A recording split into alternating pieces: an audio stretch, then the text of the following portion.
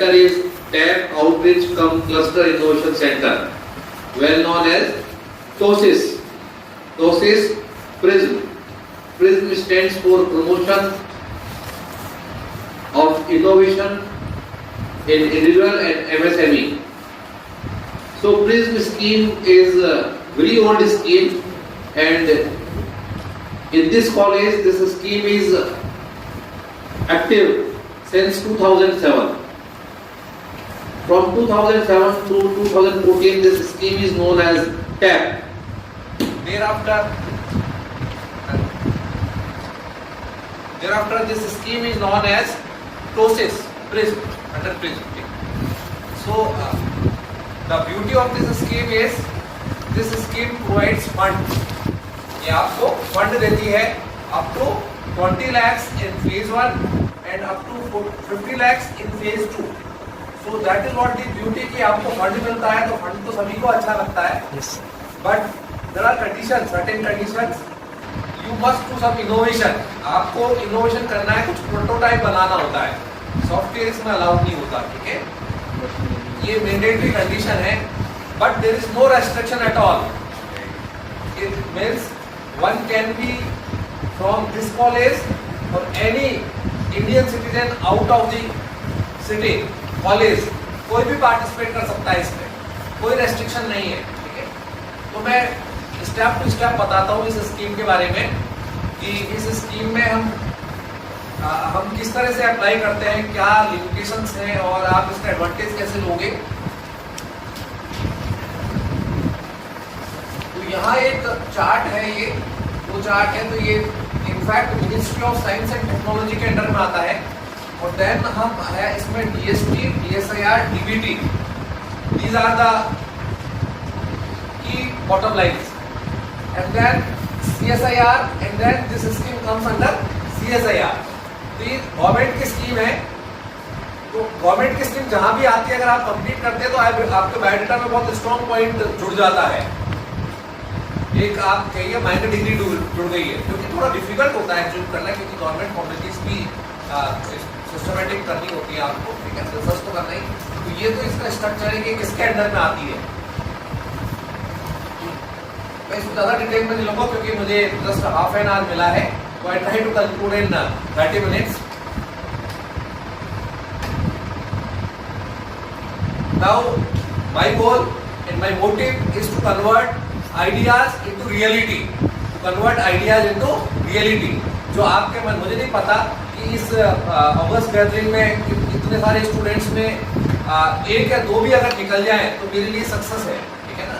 क्योंकि रिसर्च करना, थोड़ा इनोवेशन करना डिफिकल्ट है, सभी का इंटरेस्ट नहीं हो. तो अगर मैं किसी का भी अगर कोई आइडिया है, फंडिंग के कारण से वो रुका हुआ है, तो ये स्कीम हेल्प कर सकती है. तो बहुत सिंपल है.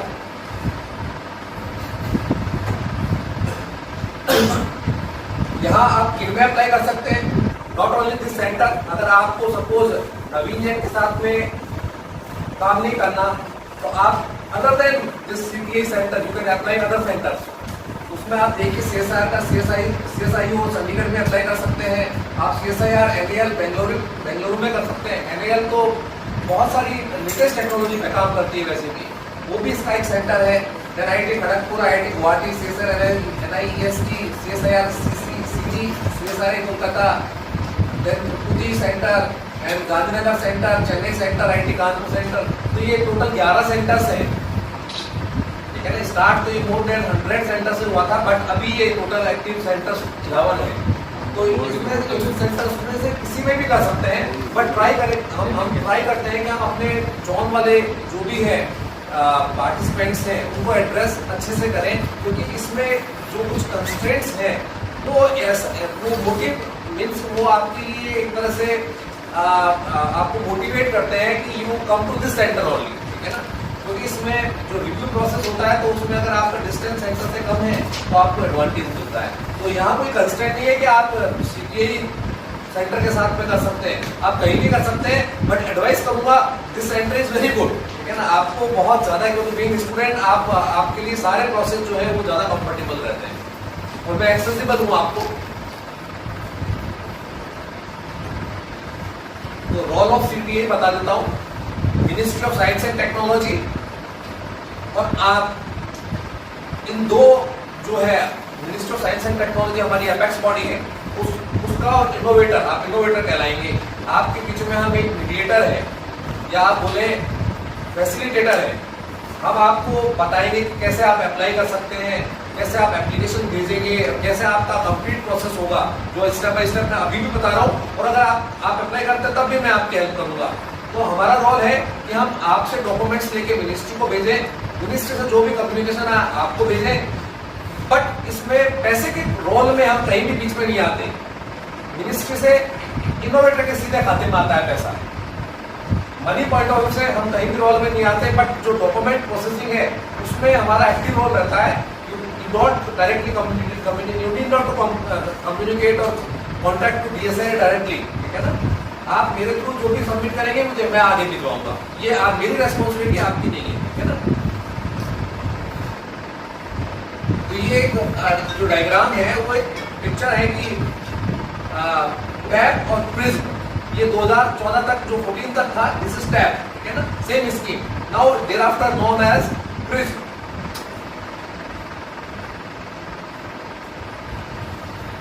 मैं टू द पॉइंट में सीधा उस पर आता हूँ कि हाउ यू कैन अप्लाई, ठीक है।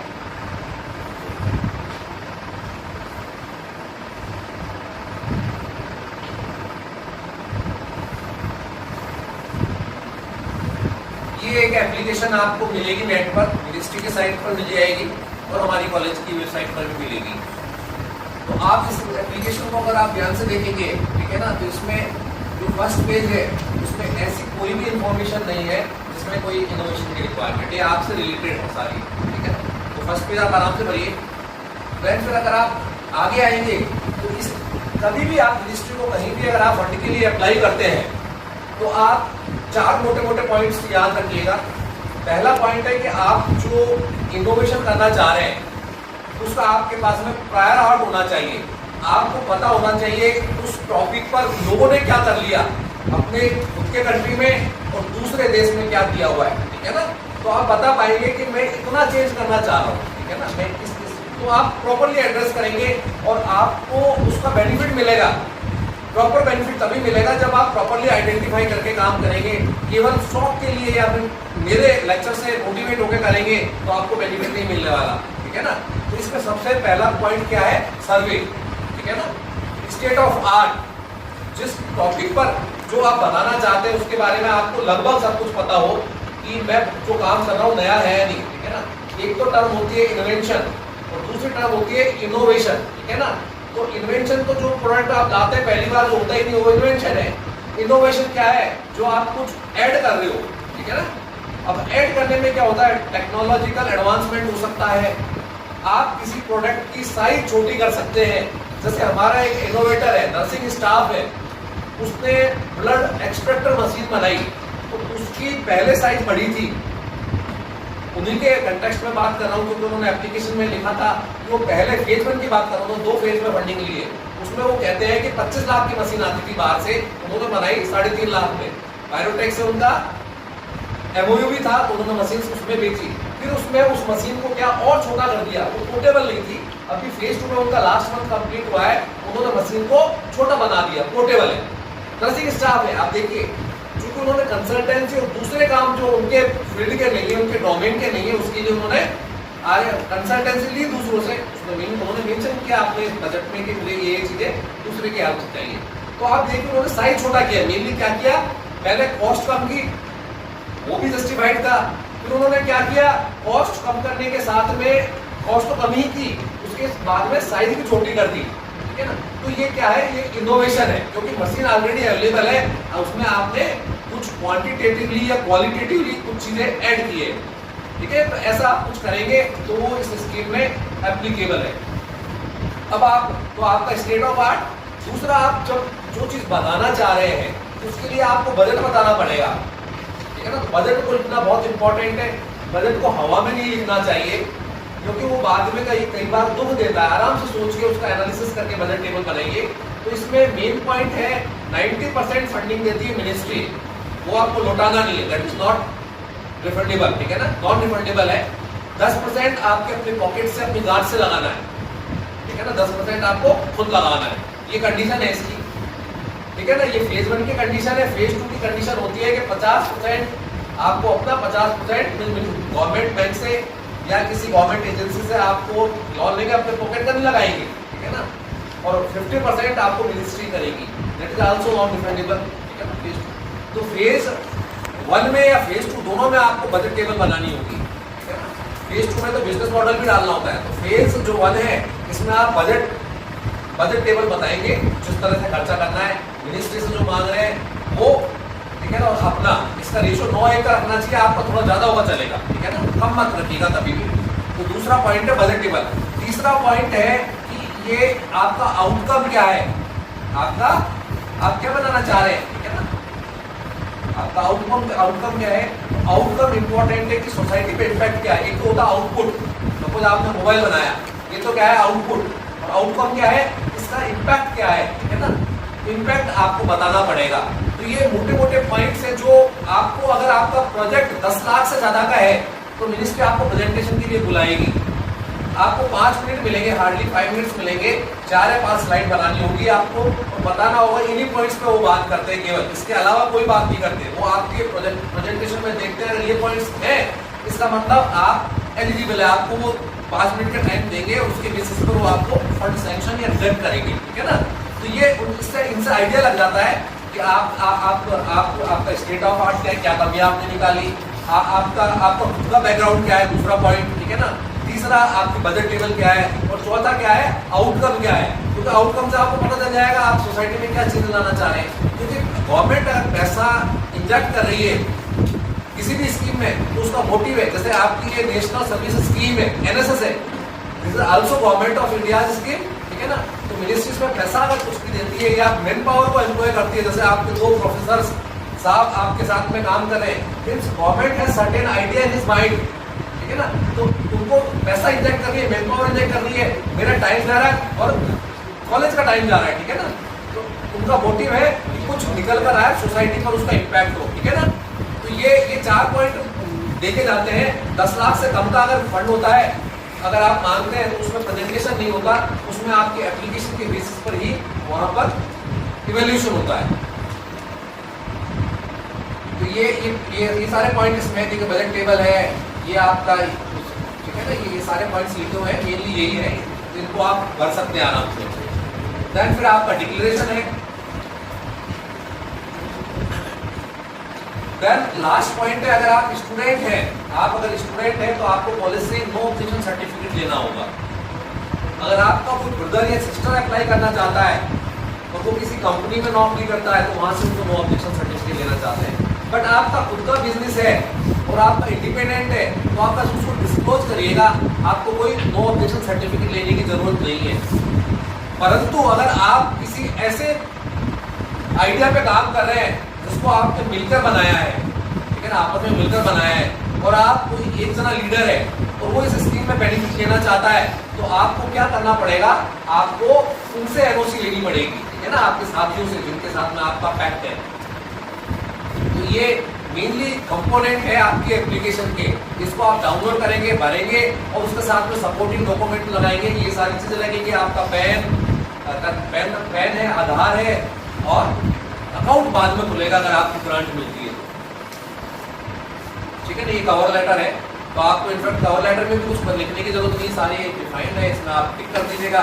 तो डॉक्यूमेंट्स आपके ये है, sign copy of application, proof of residence, ठीक है ना, इनोवेशन का टाइटल डाल दीजिएगा, दैन डॉक्यूमेंट्री प्रूफ और प्रायर वर्क, जो पहले मैंने बताया था कि उसका सपोर्टिंग आप दे सकते हैं, टेक्स्ट फॉर्म में दे सकते हैं, वीडियो दे सकते हैं, पिक्चर्स डाल सकते हैं कि ये चीजें हुई हैं, ठीक है ना। क्योंकि ये स्कीम इतनी सिंपल है, क्योंकि इस स्कीम में कोई कंपल्सन नहीं है कि आपका इंजीनियर होना जरूरी है। सबसे बड़ी बात क्या है, 18 साल से ऊपर, 18 साल से ऊपर कोई भी इंडियन सिटीजन इसमें अप्लाई कर सकता है। तो ये इसकी एक बहुत इंपॉर्टेंट जो है, मैं कहूँगा स्ट्रेंथ है। बाकी सभी स्कीम्स में क्या होता है, गवर्नमेंट बहुत सारी स्कीम में R&D में देती है, तो वो कहती है कि आप इस कॉलेज में फैकल्टी होने चाहिए या किसी बड़ी रिसर्च लेबोरेटरी में रिसर्चर होने चाहिए, ठीक है ना। इसमें ऐसा नहीं है, तो इसका आप एडवांटेज उठा सकते हैं, क्योंकि मिनिस्ट्री का यही मोटिव था कि किसी एक जो आदमी जिसका कोई काम है बट उसके पास में ना तो कोई सरकारी तनख्वाह है या कोई इस तरह के कॉन्टेक्ट्स है, वो उसमें अप्लाई कर सकता है, ठीक है ना। तो ये इसका जो आपके पास में ये documented proof of prior work plan जो आपने किया है, जिस तरह से किया है, वर्क प्लान का मतलब है आपने कोई काम बताया कि मैं इसको 1 साल में कंप्लीट करूंगा, 12 मंथ्स में, तो आप बताओगे ना ये काम मैं 2 महीने में करूंगा, ये काम मैं डिजाइन इसकी 2 महीने में करूंगा, फिर इसके बाद मैं हार्डवेयर बनाऊंगा 3 महीने में बनाऊंगा, सॉफ्टवेयर उसमें इंस्टॉल करूंगा 2 महीने लगेंगे, इस तरह से आप बताओगे। टाइमलाइन कहते हैं, ठीक है ना। बहुत स्ट्रिक्ट नहीं होती है। अगर इसमें थोड़ा सा अगर आपको एक्सटेंशन की रिक्वायरमेंट होती है तो जब आपको अगर मिल जाता है तो प्रोजेक्ट रिव्यू कमेटी की मीटिंग्स होती है, उसमें डिस्कस होता है, मेंबर्स कहते हैं इसका इन्होंने कंप्लीट नहीं किया और इनका जो काम है अभी 2 महीने और मांगता है, तो जनरली एक्सटेंशन मिलता है, ठीक है ना, बट वो कमेटी की रिकमेंडेशन पर मिलता है। Then profile of potential users, ठीक है ना, जो भी इसमें, ठीक है ना, आप then copy of Aadhaar card, तो ये आपका कवर लेटर है और यही चीज हमने इसमें बताई है, ठीक है ना। ये वाली एप्लीकेशन आपने भर दी, आप एप्लीकेशन भरकर सेंटर में सबमिट कर देते हैं। मैं हमेशा सजेस्ट करता हूँ कि आप इंडियन स्पीड पोस्ट से सबमिट करें, so that you also keep one document के भी यहाँ सबमिट किए, ठीक है ना, क्योंकि हम जनरली ऐसी कोई रिसिप्ट देने का हमारे प्रोविजन नहीं है कि हम आपको दें कि हमने आपकी एप्लीकेशन ले ली है, और हम कहते हैं आपको कि आप स्कैन करके कॉपी में मेल से भेज दीजिएगा, so that another proof you keep, ठीक है ना, जिससे कि हमारे ऊपर फाउंडेशन है कि हम टाइम से काम करें। तो इसमें आपकी एप्लीकेशन हमारे पास आएगी, उस एप्लीकेशन को फिर मैं एग्जामिन करवाऊंगा 2 एक्सपर्ट से, उस डोमेन के जो एक्सपर्ट्स हैं। कभी कभी अगर डोमेन मिक्स करता है और ओवरलैप करता है तो हम 2 से ज़्यादा को भी भेजते हैं, ठीक है ना। कभी कभी जैसा अभी मेरे पास में एक रिसर्च का प्रपोजल था इनोवेशन का, वो ऐसा था, उसमें इलेक्ट्रिकल और मैकेनिकल के दोनों के थे, तो हमने मैकेनिकल वाले को भी भेजा, इलेक्ट्रिकल वाले को भी भेजा, ठीक है ना। तो ऐसा हम करते हैं, ट्राई करते हैं। तो आपका जो प्रपोजल है उसको एग्जामिन करवाएंगे, अगर रिकमेंडेशन पॉजिटिव आएगी तो मैं अपनी रिकमेंडेशन के साथ में मिनिस्ट्री को भेज दूंगा, मिनिस्ट्री उसमें उसको अपने लेवल पर स्क्रूटनी करेगी, और देन वो पॉजिटिव होता है, ज़्यादातर चांसेस होता है कि हम भेजते हैं तो उसके बहुत फेयर चांसेस होते हैं कि वो रिकमेंड होता है, ठीक है ना। सेंटर की रेपुटेशन अच्छी होती है तो डेफिनेटली होता है, उसमें वहाँ का साइंटिस्ट भी कम एफर्ट्स करता है। तो अगर आपको रिकमेंड हो गया तो रिकमेंड होने के बाद में मैं आपसे आपके बैंक अकाउंट नया खुलवाऊंगा, ठीक है ना, मैं उसकी जो भी इन्फॉर्मेशन है वो लूंगा, और मैं आपसे अंडरटेकिंग लूंगा कि आप पैसा यूज करेंगे प्रॉपर डायरेक्शन में करेंगे, ठीक है ना। ऐसा नहीं कि आपकी पॉकेट में आया पैसा और आप खा गए उसके बादाम काजू, ठीक है ना, और बाद में आप तो खा गए तो लौटा ही नहीं सकते। तो गवर्नमेंट स्कीम्स की ये इंपॉर्टेंट है कि गवर्नमेंट स्कीम्स में पैसा मिलता है, आजकल ज़्यादा प्रॉब्लम नहीं है, पहले भी प्रॉब्लम नहीं थी, 2007 से चल रही स्कीम, ठीक है ना, लेकिन उस पैसे का आपको हिसाब किताब बाद में देना होता है। हिसाब किताब देने का मतलब क्या होता है, utilisation certificate and statement of expenditure आपको देना होता है, बहुत सिंपल होता है, उसके लिए मैं गाइड करता हूँ। अभी एक फोन आ रहा था, आपने देखा होगा, एक इनोवेटर का आ रहा था, ठीक है ना, हमारी यूनिटी की स्टूडेंट है, उसका प्रोजेक्ट कंप्लीट हो गया है, और वो पूछ रही थी उसको यूसी ऐसी बनाने में, मैंने गाइड किया था, उसी लिए देने आई होगी अभी, ठीक है ना, या वो शाम तक देगी मुझे, ठीक है ना, तो उसको गाइड करते हैं हम। तो इसलिए इतना सिंपल कहीं नहीं होता, ठीक है ना, कि आप वो फंडिंग देने वाला जो हेल्पिंग हैंड है वो आपके पास ही है, तो आप क्या कभी भी कॉन्टेक्ट कर सकते हैं। मतलब मेरे लिए तो क्या है, मेरा काम बढ़ना है, क्योंकि आप ऐसे टाइम पर भी आ जाएंगे जिस समय मैं बहुत ज़्यादा बिजी हूँ, हो सकता है मेरे पास में बात करने की फुर्सत मिली, लेकिन आप आओगे तो मैं आपसे 5 मिनट बात करूँगा, ठीक है ना, और आपकी जो भी प्रॉब्लम है वो सॉल्व करने का दायित्व तो मेरा ही है, ठीक है ना। तो ये इसमें पूरा बताया है, ठीक है ना। जब आपका प्रोजेक्ट कंप्लीट हो जाएगा तो उसको आप यूसीएससी से खत्म कर देंगे, और मिनिस्ट्री से आप क्या लेंगे, कंप्लीशन सर्टिफिकेट। अभी भी काम खत्म करो तो आप हमेशा कहो कि मेरा काम खत्म हो गया है, मेरी तरफ से सारे डॉक्यूमेंट सबमिट हो गए, अब आप मुझे क्या दो, कंप्लीशन सर्टिफिकेट दो। इनको भी मैंने बोला था कि तुम्हारे सारे डॉक्यूमेंट में सबमिट कर दूंगा, उसके बाद मिनिस्ट्री को मुझे लिखना, और मैं मिनिस्ट्री को लिखूंगा कि वो आपको कंप्लीशन सर्टिफिकेट दे। नहीं तो पता चला कि वो 6 महीने बाद फिर बोलेंगे आपने ये डॉक्यूमेंट नहीं दिया, ठीक है ना, ये बोल सकती है, ठीक है ना, उन्होंने खो दिए डॉक्यूमेंट, कुछ बोल दिए। इसलिए हमेशा आप क्या, जब भी प्रोजेक्ट कंप्लीट करें उसके बाद में हमेशा क्या मांगे, कंप्लीशन सर्टिफिकेट। तो वो आपको कंप्लीशन सर्टिफिकेट दे देते हैं। इसका मतलब अब आपसे उनका कोई लेना देना नहीं है। अब आप उस जो आपका इनोवेशन है उसको आप कैसे भी यूज करो, ठीक है ना। तो ये फेज 1 की बात हुई। फेज 2 में अगर आपका कोई आइडिया हिट हो जाता है, ठीक है ना, तो किसी से फंडिंग लेने की जरूरत नहीं है। आप जाइए गवर्नमेंट बैंक को स्ट्रॉन्ग बिजनेस आइडिया बना के, ठीक है ना, और गवर्नमेंट बैंक को बताइएगा, उनके भी अपनी टीम होती है, और आइडिया देख के समझ में आता है। आप बताएंगे ना मोबाइल में मैं कुछ फीचर ऐड कर रहा हूँ, वो तुरंत उसको थोड़ी देर बताएंगे तो सब समझ में आ जाएगा, हाँ ये बहुत अच्छा फीचर ऐड कर रहा है, ठीक है ना। तो वो इसका हार्डवेयर में कुछ चेंज कर रहा है, तो वो आपको फंडिंग देने के लिए एफर्ट्स करेगा बैंक वाला। तो वहाँ आपको अगर 50 लाख की, अगर 1 करोड़ का प्रोजेक्ट है आपका और 50 लाख की फंडिंग आप बैंक से गारंटी ले लें या लोन ले लें, आइदर गारंटी और लोन जिस टर्म में करें, ठीक है। तो गारंटी आसान है, ले लें आप बैंक से और आप फिर अप्लाई कर दें और बाद मिनिस्ट्री से उतने फंड की आप रिक्वेस्ट कर दीजिएगा, ठीक है ना। तो उसमें फिर आपको प्रेजेंटेशन देना होगा और वो सेम प्रोसेस है, आपको 5 मिनट का मुश्किल से टाइम मिलेगा, मुश्किल से, ठीक है ना। उसमें आपको बताना होता है कि आपका ये वायबल है। वहाँ भी सेम कंडीशन है, हम 2 लोगों से रिव्यू करवाएंगे, मैं अपनी रिकमेंडेशन भेजूंगा और देन उसके बाद में अगर हमारी क्वालिटी होती है, बहुत फेयर चांसेस है कि मिल जाता है, ठीक है। तो ये मैं ज़्यादा नहीं बताऊंगा क्योंकि I think I completed almost 25 minutes, ठीक है ना। ये सब हमको बहुत न्यूज़ आती है हमारी, ठीक है ना। नॉर्मली ये न्यूज़ आती है, हम टाइम टू टाइम कार्यक्रम भी करते हैं, कॉलेज में करते हैं, कॉलेज में करना आसान होता है, कॉलेज है, यूनिवर्सिटी है, क्योंकि जो आपको मैंने प्रेजेंटेशन दिया है उसके में है ना 0.1 + 0.1 2.2 मार्क्स लूंगा। एक्चुअली हम काम कर रहे हैं, हमारा भी परफॉर्मेंस इवोल्यूशन होता है, ठीक है ना। हम काम कर भी रहे हैं केवल हमें मतलब बयानबाजी कर रहे हैं, ठीक है ना। तो ये मैंने आपको बताया, इसका मतलब मैंने आई अर्न 0.2 मार्क्स, ठीक है। जब मैं रिपोर्ट बनाऊंगा उसमें बताऊंगा कि मैंने एक प्रेजेंटेशन दिया है, ठीक है ना, और उस प्रेजेंटेशन के साथ में मैंने ब्रोशर भी मतलब ब्रीफ इंफॉर्मेशन भी डिस्ट्रीब्यूट की है, ठीक है। तो ये हमारा ये मैंडेट है, इसका पब्लिसिटी इसका मैंडेट है। इस मैंडेट के लिए हम उदयपुर के बाहर दूसरे शहर और दूसरे कॉलेज में भी जाते हैं, ठीक है ना। लास्ट मंथ मैं पूर्णिमा यूनिवर्सिटी गया, JEC आरसी कॉलेज गया, मैं MNIT जयपुर गया और आप विश्वास नहीं करेंगे, जाने का या एफर्ट्स करने का निकलता आउटकम। पूर्णिमा कॉलेज से मेरे पास में एक साथ 6 एप्लीकेशन आई, एक साथ, मुश्किल से विदिन अ मंथ, ठीक है ना। तो आप देखिए, जाते हैं, जयपुर गया हूँ, जयपुर से मैं प्रेजेंटेशन देकर लौटा हूँ, ठीक है ना।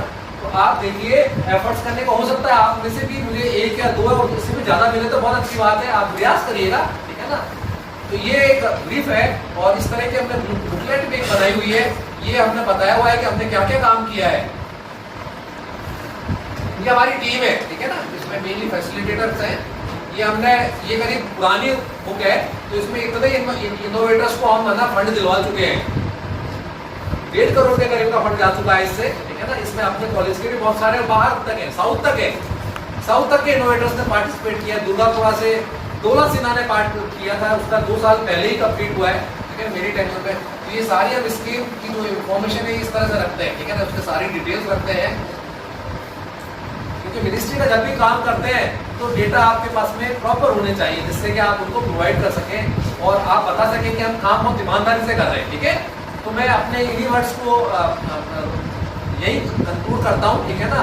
मैं आप सभी का धन्यवाद प्रेषित करता हूँ, doctor Jaikumar Belchandani and engineer Ranveer Singh Shekhawat Sahab, both of you have given me wonderful opportunity to express my views and to share my information, imparted my information with all of you, NSS guys, students, volunteers. Thank you very much. आप सभी को मैं बहुत धन्यवाद देता हूँ, patience से आपने मेरी बातें सुनी। और अगर आपका कोई क्वेश्चन है किसी भी तरह का हो तो आप पूछे, 1-2 मिनट बचे होंगे तो आप मुझसे क्वेश्चन पूछ सकते हैं। मैं ट्राई करूंगा कि मैं आपके क्वेश्चन का रिप्लाई करूं। कोई आपका प्रश्न है, एनी क्वेश्चन?